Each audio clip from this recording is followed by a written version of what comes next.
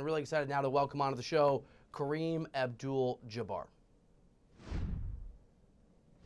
Well, Kareem Abdul-Jabbar, first of all, it is an honor. Thank you so much for being on the show. Nice to be here. How are you? I'm wonderful. And the way that I found out that the Skyhook Foundation was going to have an influx of funds through your generosity is my sister, who does remarkable education work in this country and in South America, sent me a note with the link that you're going to be auctioning some of your memorabilia, including championship rings, with the message, "This is the best sports story I think I've ever seen." So thank you, congrats, and I'm curious how you came about the decision to decide I'm going to part with these objects that are special to me and special to the game to make a difference. Well, I just figured that these wonderful things that I have are just collecting dust for the most part. It's hard to share them unless I'm going to be in the museum business. So I can fund my charity, help myself, and leave a legacy that will help my community. The kids that we send up to the Angeles National Forest for a STEM education, for the most part, are from underserved communities, and they have no idea of how to use their educational opportunities in the best way.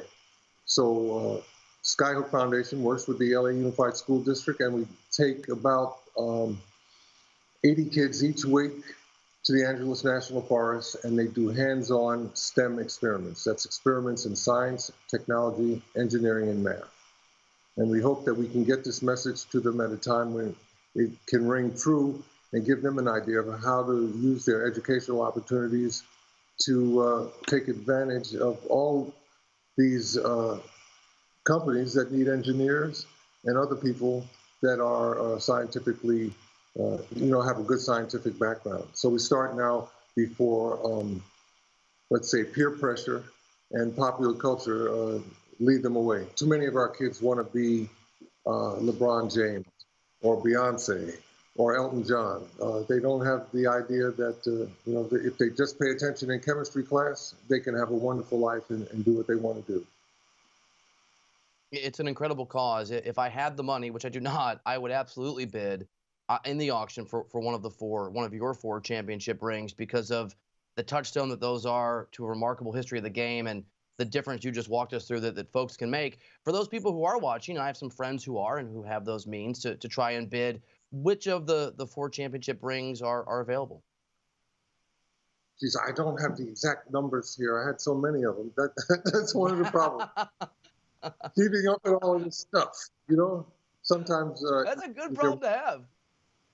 Yeah, but sometimes they just end up being stuff that you have to protect and worry about. So by sharing it, I'm taking that burden off of me. A significant portion of the funds will support my foundation and enable it to continue. We have a waiting list of 6 years of schools that want to participate in the program. So it's been a success in that sense that we're having a good effect, and we just want to keep it going. That's really interesting. I had the good fortune as a young reporter to cover LeBron James for a year of my career when I was a newspaper writer. And I've had the good fortune to interview him on television as well. And I find him to be one of the most interesting and nuanced athletes and human beings out there. I think it's one of the reasons that at least I really have enjoyed the experience of talking about his basketball and things beyond basketball. And so your column in, I think it was in Newsweek, really struck me. You wrote about how his legacy and his greatness far transcends his basketball skills, which are obviously massive.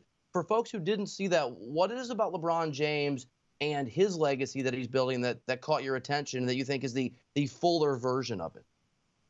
Well, LeBron could be, right now, as we're speaking, he could be on his own island counting a lot of his money. But he has dedicated himself to making a difference in his community. So the school in Akron where he has supported it, he's going to be sending kids to college. He's going to change their lives that much. And that type of generosity and that type of vision is rare. And I think it should be appreciated. And, I feel tremendously blessed that he's here in Los Angeles and, taking that same attitude toward this community. It's awesome. You don't get to be one of the greatest players of all time like yourself, like LeBron James, if you're not incredibly competitive. You have scored more points than any player in the history of the NBA. And you never know how long a guy's going to play and play at a high level because age comes for all of us. But LeBron James is certainly, if you look at the math, if he can stay healthy for 4 or 5 or 6 more years, capable of getting close to that mark.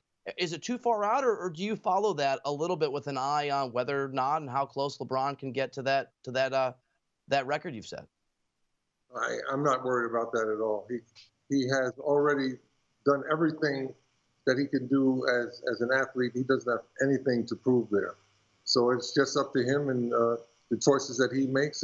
Fate is always involved. You know, somebody could get injured, but it's a wonderful thing for the fans to see and track. And more power to him. Lakers did win on Wednesday against the Pelicans, but been a bit of a struggle, and we take for LeBron James as a player for granted all the time. And as you walked us through, I think a human being, but there are expectations that come with being LeBron, fair or not. There are expectations that come with being a Laker, fair or not. They are, at least as it's situated now, not in the playoffs as the season ended today. Kareem, what do the Lakers need to do? What are you seeing to try and close out this season the way that they want?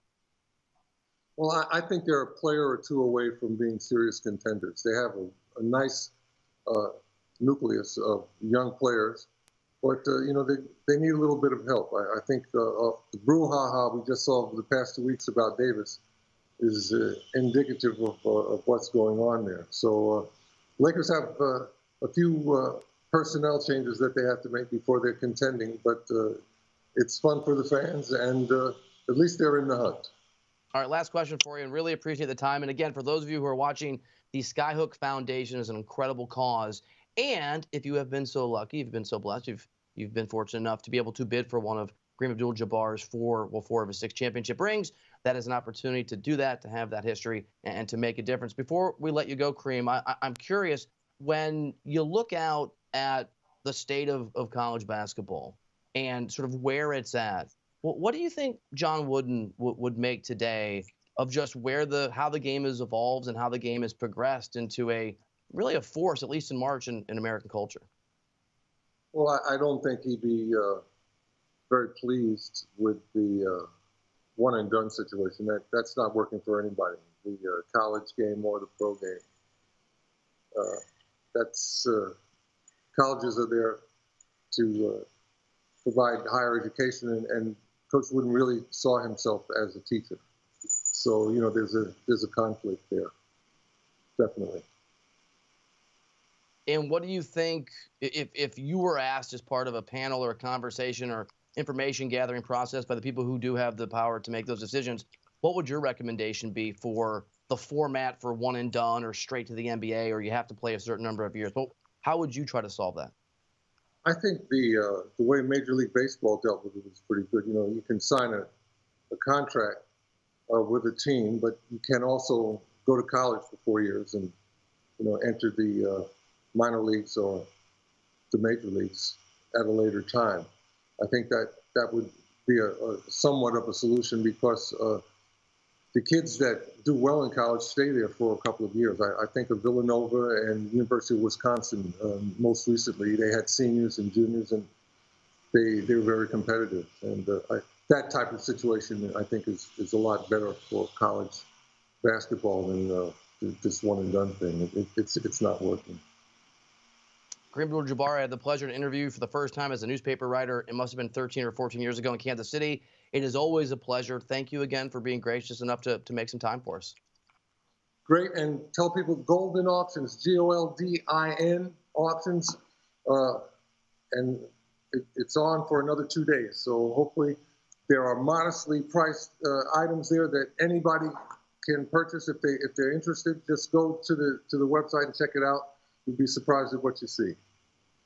All right, I'm on. I'm going to make a bid as soon as I get off this interview. Thank you, sir. Appreciate you so much. My pleasure. Nice talking to you.